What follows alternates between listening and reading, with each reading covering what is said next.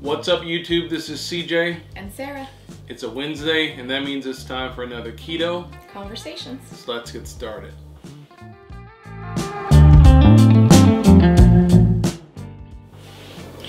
Alright, so we're back with another Keto Conversation, and this week's topic is 5 ways to not get bored on keto. And you've got 5 ways to avoid boredom on keto. So the same thing. So we both have notes and we got different thoughts on it, but we're going to go through this pretty quickly.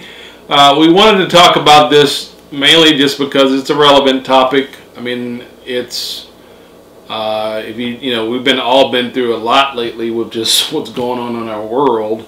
So there's not only stress, and that's a whole different topic, but there's just, it's easy to be doing keto and to kind of get into a routine, which then can kind of lead to you getting bored, and when you get bored, maybe straying away back into some of the foods you used to eat when you were doing the standard American diet. So that's why we wanted to talk about this. And even if things were moving along copacetically in the world, the amount of time that CJ and I have been practicing the ketogenic lifestyle can also be a factor. I mean, we're going into our 4th year, so sometimes just, being on a certain lifestyle for a long time, you can sometimes get bored. You can get bored. Yeah, so. You can get bored. We've talked about this before. Most of the time we keep our keto pretty simple as far as day-to-day eating, but and that again can lead to the tendency to get bored with what you're doing. So anyway, we're going to go through these 5 points and then go from there. So the first point is rotate your foods. So what do you got for that? So, looking at maybe you have favorite foods like we all do. CJ and I tend to have a rotation of favorite foods that we like to eat. Rotisserie chicken, some type of taco dish, spaghettis, hamburger patties, things like that. Like CJ already discussed, being simple doesn't have to be boring, so you can still keep your set of simple foods, but maybe, look at how you're preparing those things and maybe just kind of shake it up a little bit. Like maybe you have, certain foods that you enjoy. Don't have tacos every Tuesday, maybe have them on a Sunday night or sure. So with your rotation of simple foods, still try and keep a little bit of spontaneity in that so that you're not eating the same dish perhaps like every Wednesday night. Yeah, and we've kind of got some built-in something built into our eating that you may not have because we do new recipes every week. So we're kind of forced. So we're kind of forced to rotate and shake up foods. But we're all not like that. So I mean, like tonight we're having Cornish game hens. And that is going to be one of the points that we discuss later on in this discussion about said Cornish game hens. Yeah. So okay. Well, I didn't know that. That's okay. All right. So again, rotate your foods. That'll help you help you stave off being bored on keto. Yes. Keto. That's combining keto and boredom. Keto. I got keto tonight. Yeah, keto. Yeah. I'm sorry. I literally just got off of work. I walked from this room, one room here, the pink room, and walked into this room to do this video. So my brain's a little bit shot. So all right, go ahead. So the second point is try new recipes. So of course, here at CJ's Keto Kitchen, we're here to accommodate you with trying new recipes. But not just that, but also perhaps trying some of your favorite foods in a new way. Perhaps you do enjoy something like tacos. That's great. You still want tacos? Try taco cups. Still like pizza? Great. Try pizza bowls or calzones or, some other way to get those same flavors. But shake it up a little bit and try a new recipe. Maybe something you haven't done before. You might end up really, really liking it. Sure. So. Yeah, so try new recipes. I know last night we actually watched Bobby Flay's Thanksgiving from, 3 years ago, 4 years ago? 6 years ago. Oh, 6 years ago. It was from 2014, and yeah. It was on the Food Network. And but even while we were watching that Thanksgiving special, we got some ideas for some dishes that we probably could modify and absolutely, and do make keto friendly. So I mean, always be thinking about. Now again, we like watching food TV. That's kind of our thing. That's just something that we enjoy doing. But when we look at things, we're always looking for new recipes so that we can again not only just make them for the channel, but to again keep our own keto lifestyle not being bored. If I did not have a food channel, I still would be looking for new recipes because that is the type of person that I am. I enjoy cookbooks. I always have. Yeah. But now, of course, I look at cookbooks with an eye to how I can alter that to make it a low-carb, ketogenically friendly recipe. But I still enjoy trying new foods in new ways. Like I mentioned before at the beginning of this particular number 2 topic, is that it can still be something that is familiar to you or to your family, but maybe done in a different way, utilizing different ingredients, just so that you are avoiding this boredom that we're talking about. Yeah, so try new recipes. Don't be afraid to do that. And we try to do our recipes on our channel in such a way where you can have the most success in making the dish versus always being sped up and it's always fast. I mean, we do some of that. We do that on purpose because we do want you to have success when you make the dish. We know that doesn't happen all the time. But that is a goal of ours, is that when we do a new recipe, that we make it and explain it in such a way that people, anybody at any level, can understand it and have success at making the dish. So anyway, that's just another commentary. So number 3 is try unfamiliar food. And that's where the Cornish game hens discussion was going to come in, because I personally have not had a Cornish game hen since I was a small child. So if you're not familiar, a Cornish game hen is almost like a little mini chicken. It's a little tiny chicken, and it is actually derived from Cornish hens in Great Britain. But they are tiny little chickens, and they were available, and CJ brought some home, and it's going to be fun for our children. They've already helped me and watched me put these little tiny chickens in the oven, so they're super excited for us to eat dinner together. So that is definitely a way to alleviate boredom. Yeah, those Cornish game hens, I've been looking at them for years in the grocery store, and they were relatively cheap. I think they were like $2.65 a piece or something like that. So, considering what's going on with the food supply and everything, when I saw them this time when I went to the grocery store, whenever it was, I said, this might be the time to try this because, again, the kids would like it. Yeah. And I haven't had one in years, and it would just be something different for us to try. Well, and try some old-fashioned foods. Maybe foods that your grandmother used to make. Like last year, we tried turnips for the first time, using them instead of scalloped potatoes with ham, and we ended up really liking it. So maybe some of your older-fashioned vegetables, that are still in keeping with a low-carb lifestyle. Parsnips, turnips, maybe some types of squash you're not familiar with that are on the low-carb side. There's also different types of exotic meats that might be more readily available right now because they're frozen. So if you go to your butcher, things like buffalo, alligator, different types of fish, because there's a plethora of fish right now because they weren't used in the tourist trades in your tropical locations. So now might be the time for you to maybe experiment and maybe find something that could be a new favorite food for you and your family. Yeah, so try unfamiliar foods. And as you were talking, I was thinking how we were watching, again, that show last night on Food Network. And even some of the spices, I mean, maybe there's spices you want to try. Lemongrass, to jazz up your normal meal, but just jazz it up in a different way. Because that was one of the things I was kind of looking at last night when, they're making traditional Thanksgiving dishes, but they're making it in different ways. And of course, all these people are professional chefs. But that doesn't mean you can't learn anything. They're all professional chefs. That's what they do for a living. But you can still learn, and there's, I've learned about spices that I never even thought about. And so, again, it's always with an eye on how can we jazz up what we're eating so that it tastes better, and that, again, we're not bored with just having the same thing all the time. And by the way, you keep talking about rotisserie chicken. We don't really eat rotisserie chicken that much anymore.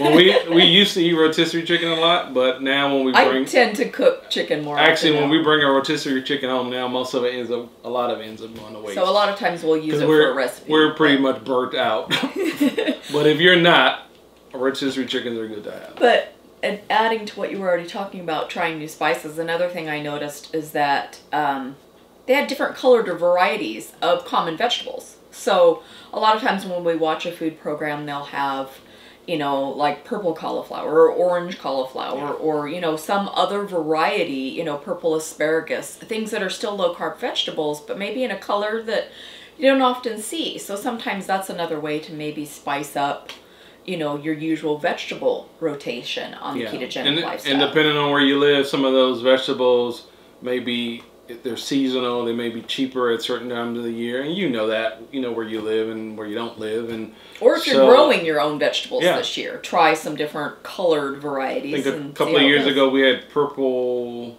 asparagus. Yeah, I had never seen purple asparagus, but I was someplace where they grew asparagus. They were selling it. I bought some, and I don't know if I really tasted that. It seemed like it might have been a little bit sweeter, a little milder. Sometimes. But again, and sometimes places like Trader Joe's and Whole Foods, some of your natural grocery stores will sometimes carry them too. Well, seasonally. but again, it was all about trying unfamiliar things. That's what that was about when I bought that. Was it's unfamiliar. Let's give it a try. We know we like asparagus. Let's give it a try.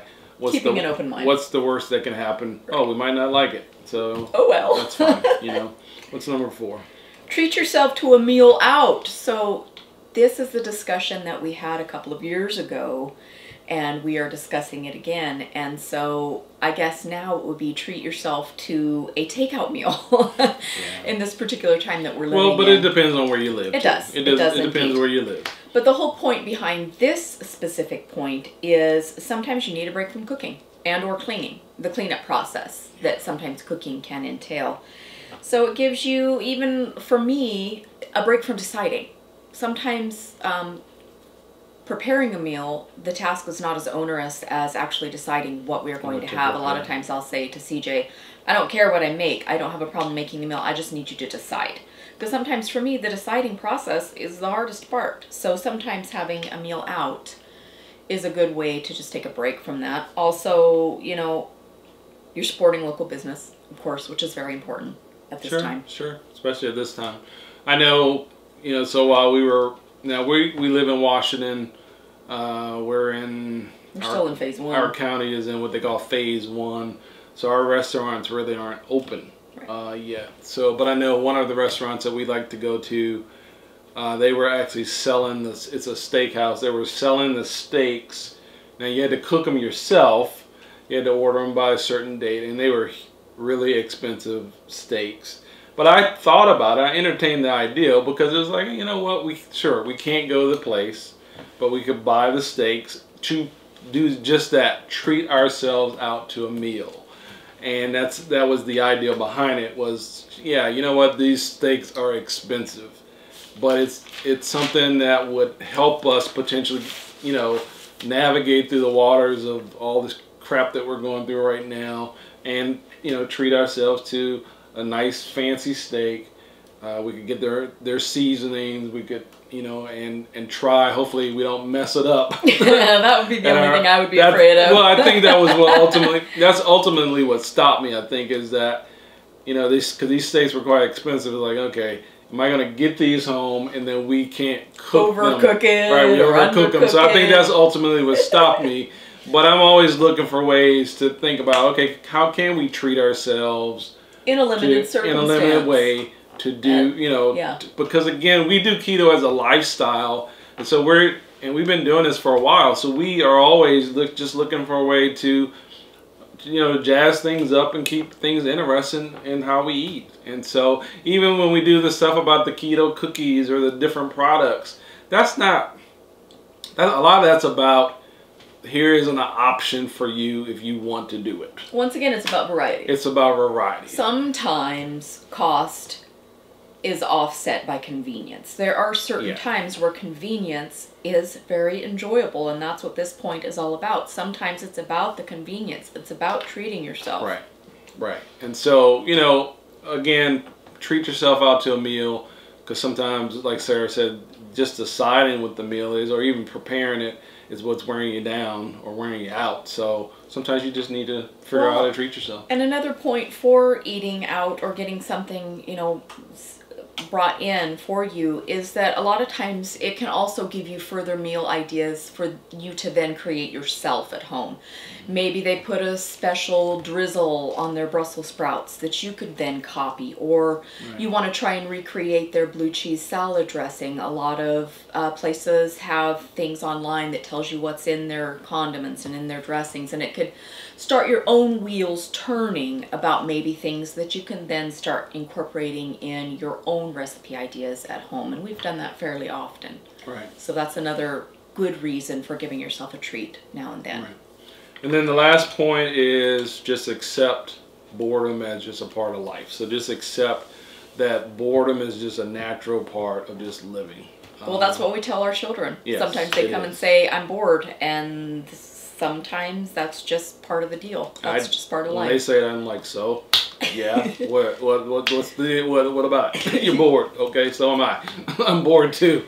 And if you thought about it, you would have times of boredom when you were eating the SAD diet, right? I mean, all of us have times where it's just like, I don't want pizza again this Saturday. I don't, you know, I'm not interested in having donuts at the office. It's not unique to keto. No, it is definitely not. It's not unique to keto. It's a part of life in general, in a lot of different areas, and I'm sure all of us have learned to deal with maybe more boredom than we've had in the past, simply because we have been quarantined for so long, and so you're doing the same things over and over again. So you're just kind of having to accept boredom as part of life.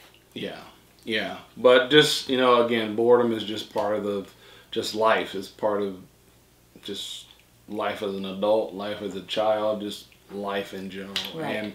And how you handle the boredom is, you know, really what it comes down to. And sometimes it's just gritting your teeth and getting through it. Right. Well, and there's not a whole lot you can do about it. If you're practicing this lifestyle, then you can let your progress motivate you through the times of boredom. So if you are finding that because you're practicing this lifestyle and you're having success in the way you feel or the way you look, let that continue to motivate you through these times of boredom. That, yeah, it might be boring for the next 2 weeks or whatever, but how I feel and my progress on this lifestyle, it's worth it. Yeah. And a lot of times if you think about it from what Sarah just said, then you won't maybe make some bad choices because you're thinking about, wow, how far I've come, how I feel. So even though I'm bored right now, I can get through this. I mean, there's a lot of stuff that I do that I'm just bored doing all the time. And you know what? But I look back at the positive to it as much as I can, and I move on and just press on through it. So boredom's just part of life. Just accept it. But you can get through it, just like you used to get through it when you were a kid. You can get through it as an adult. So, we got anything else? I think that is everything. Okay. All right. So if you're new to our channel, and just stumbled upon our channel, this is our Keto Conversation segment. We do these every Wednesday. We try to talk about relevant keto topics to help you have success on keto.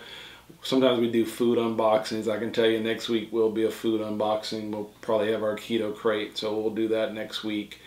Sometimes we do what we eat on keto videos. We're trying to put another one of those together. And so consider subscribing and joining us if you like these types of topics.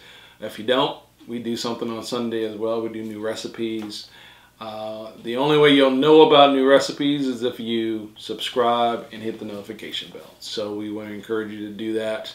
We'd love to have you as part of our keto family. And we have a wide variety of topics, but we also have a wide variety of recipes that you can choose from that you probably wouldn't have to get bored, because there's a lot of recipes that I go back and recreate some of the recipes I've made. Yeah. You know, people will make a comment, you know, people just joining our channel, they'll go back and watch some of our older videos and rave about it or whatever, and I'll think, I need to remember why that was so good. I should make it again Yeah, myself. we haven't made that in a while. Yeah.